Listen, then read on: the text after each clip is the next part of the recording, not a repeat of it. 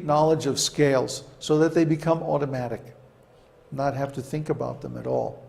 These fundamentals have to be mastered. And so this course will concentrate on these 4 pillars and mastering the 4 basic fundamental areas of Jyotish.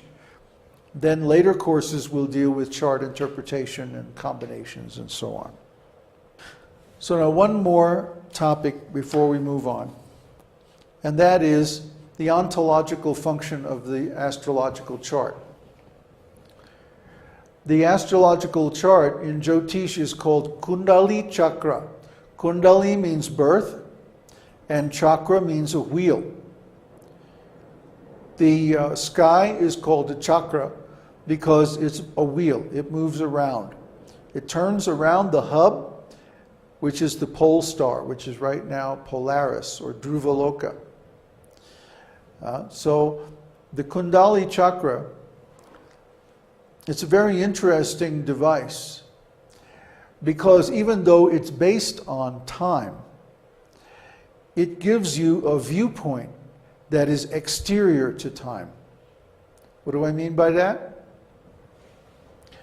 When you cast a chart for someone, even though the chart is based on a certain place and time, you're actually looking down on time.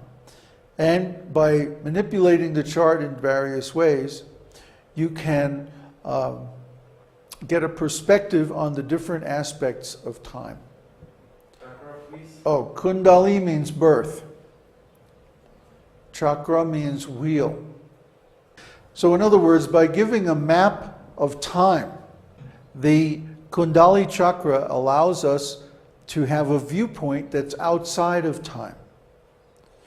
Just like if you look at a map, for example, you may be standing on the ground, but by looking at a map, it gives you an aerial view of the whole city.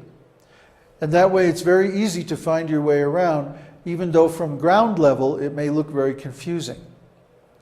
Similarly, when we're in time and we're trying to deal with the changes in life, it can be very confusing.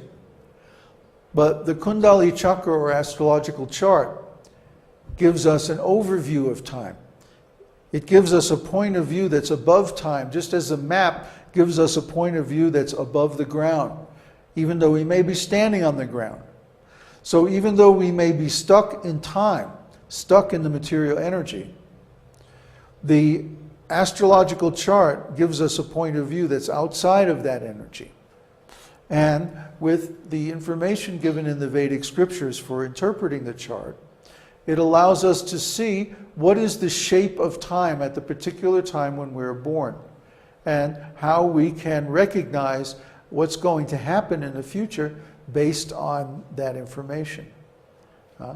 Again, it only gives indications. It only gives influences.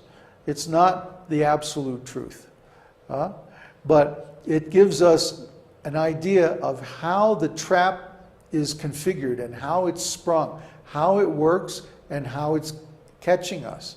And in that way, we can counteract the influence of the trap and become free from the influence of material life. This is the value of astrology.